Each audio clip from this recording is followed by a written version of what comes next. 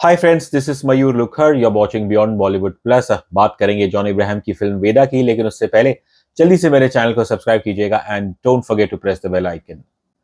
John Abraham and filmmaker producer Nikhil Advani, they have collaborated on a few projects before, जिसमें पहली थी सत्यमेव जयते 2018 में आई थी। ये एक्शन थ्रिलर जिसे मिलाप जवेरी ने डायरेक्ट किया था। Nikhil Advani had produced it and that was a film which released on Independence Day. It was a successful film. और फिर 2019 में Nikhil Advani directed and produced Batla house, again an Independence Day release, और वो फिल्म भी उसने अच्छा कमाल किया था, खासकर considering that it competed with Akshay Kumar Mission Mangal. And into 2021, Milap Zaveri and producer Nikhil Advani returned with Satyamev Jayate 2. लेकिन वो फिल्म इतनी सक्सेसफुल नहीं थी और वो इंडिपेंडेंस डे पे आई नहीं थी। तो शायद ये हो सकता है कि पठान की सक्सेस के बाद जॉन इब्राहिम की जो पहली फिल्म है, जॉन साहब ने सोचा होगा कि निखिल अडवाणी के साथ कोलैबोरेट किया जाए, और इंडिपेंडेंस डे है तो शायद उनका सितारा फिर से चमकेगा।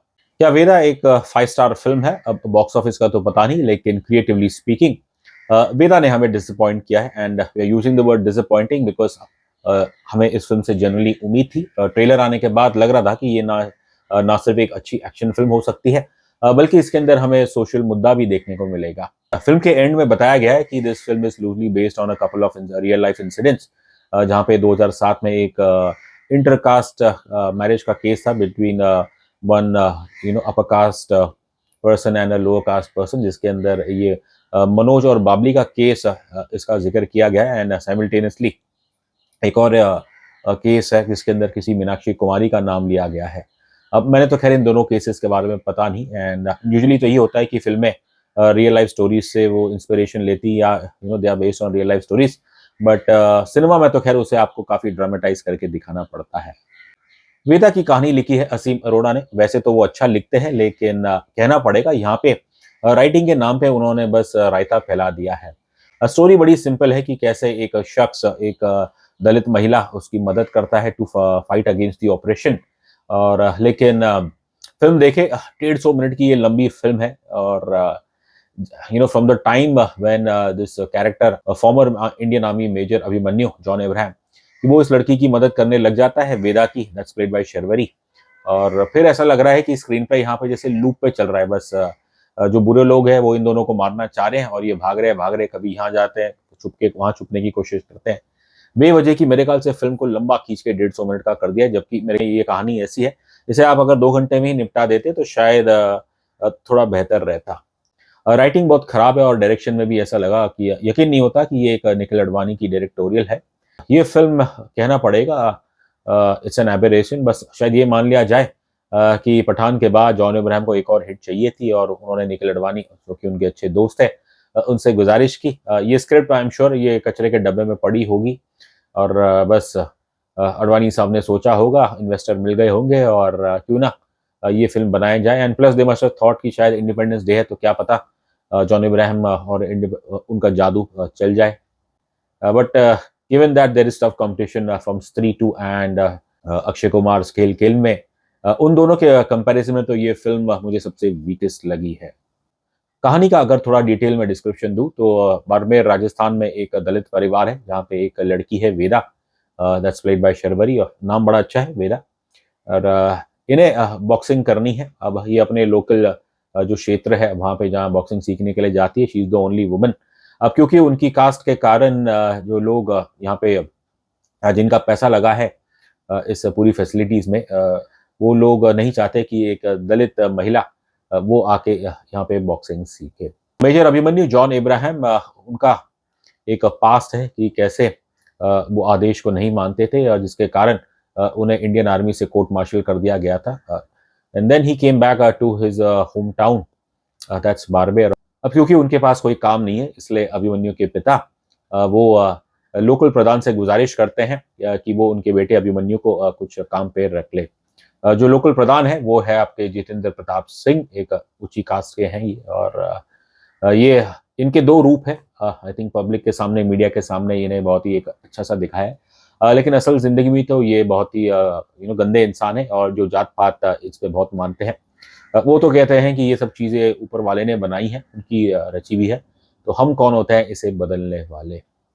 कॉन्फ्लिक्ट आती है जब वेदा का भाई वो एक अपर कास्ट लड़की से प्रेम कर बैठता है और पिता के लाख मना करने के बावजूद भी अ, वेदा का भाई वो इस लड़की से शादी करना चाहता है। अब एक दो बार वार्निंग देने के बाद फिर यू आर सरप्राइज कि कैसे जितेंद्र प्रताप सिंह इन दोनों की शादी करने के लिए रेडी हो जाते हैं, लेकिन फिर जो जब वो अपना असली रूप दिखाते हैं एंड वहीं पे वेदा उनकी और उनके परिवार की जिंदगी पूरी तरह से तबाह हो जाती है। एग्जैक्टली क्या हुआ है बस वो तो खैर आप फिल्म में देख लेना। और फिर जो स्टोरी है बस ये है कि कैसे वेदा वो भाग रही है इन शैतान लोगों से और उनकी मदद कर रहे हैं हमारे फॉर्मर मेजर अभिमन्यु।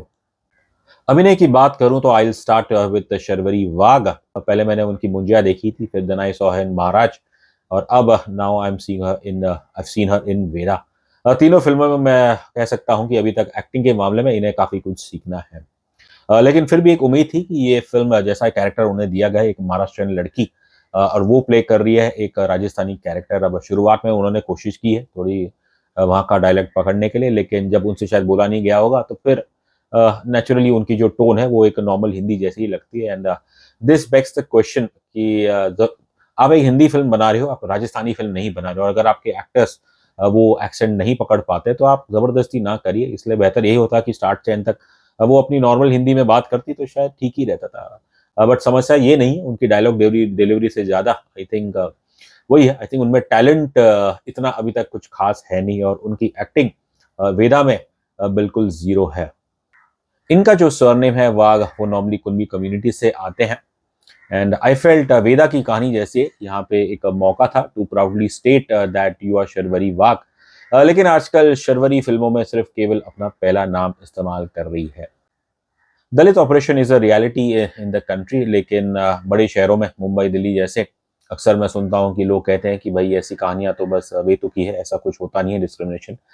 लेकिन जिसके ऊपर बीतती है बस आप उसके दिल से पूछे what is it like to be suppressed. Vedaa ये फिल्म स्पीक्स अबाउट दलित ऑपरेशन, और साथ ही साथ ये आपका ध्यान आकर्षित करती है टुवर्ड्स द मॉरल पुलिस, खासकर गाँव में जहाँ पे कुछ लोग अपने आप को प्रधान बना देते हैं and they think that's the law. और इसके अंदर जो खप पंचायत है उसके रोल को लेके सवाल खड़े करती है ये फिल्म।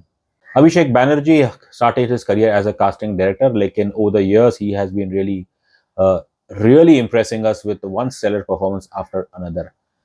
इस रोल में तो खैर वो नेगेटिव रोल प्ले कर रहे हैं।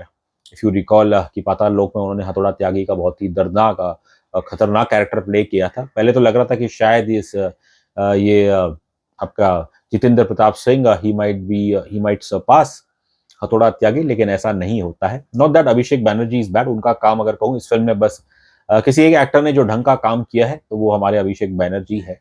बाकी एक्टर्स के बारे में कुछ कहने के लिए है नहीं। So we will get down to talking about mister John Abraham. कुछ हफ्ते पहले जॉन साहब काफी भड़क गए थे जब ट्रेलर लॉन्च में एक जर्नलिस्ट ने उनसे कहा कि आप बार बार एक्शन फिल्में ही क्यों करते हैं। अब सवाल तो जायज था, मे बी शायद उस जर्नलिस्ट की टोन थोड़ी अथॉरिटेटिव थी, लेकिन जो रिएक्शन था जॉन इब्राहिम का I think that was unwarranted. John साहब ने पहले तो ये कहा कि can I call out stupidity और बैड क्वेश्चंस, और फिर उन्होंने इस पत्रकार से कहा कि आप पहले फिल्म देखिए और यदि आप गलत साबित हुए then I will break you apart. पिछले 2-3 साल में आप देखें जॉन साहब जब जब प्रेस कॉन्फ्रेंसेस में आए हैं तो he is always look little flustered, गुस्से में रहते हैं, लेकिन इस टाइप का रिएक्शन मेरे ख्याल से काफी अनवारंटेड है। Personally, if you ask me, I have no problem with Mr. John Abraham doing lots of action films. मैं कहता हूँ आप 10 एक्शन फिल्में करिए, लेकिन कम से कम उसके अंदर 2-3 फिल्में ऐसी हो जो ढंग की बनी हो और जहाँ पे आपका अभिनय वो अच्छा रहे। अब वेदा की कहानी ऐसी है कि जहाँ पे नेचुरली शायद जॉन इब्राहिम को सूट होती है। ये जो कैरेक्टर है अभिमन्यु, इसका जो एक ट्रेजिक पास्ट है and how he was court marshalled from the army, क्योंकि ये ऑर्डर्स को फॉलो नहीं करते थे और फिर जो इनकी लाइफ में ट्रेजेडी हुई थी, तो उस हिसाब से तो अभिमन्यु एक ऐसा कैरेक्टर है, एक स्टोन कोल्ड कैरेक्टर है जिसके अंदर जैसे कि इमोशंस कुछ है नहीं and that suits naturally to John. लेकिन इसके बावजूद भी आई थिंक जो परफॉर्मेंस हमें वेदा में देखने को मिली है उसके बारे में कुछ हम ना कहे तो ही बेहतर है।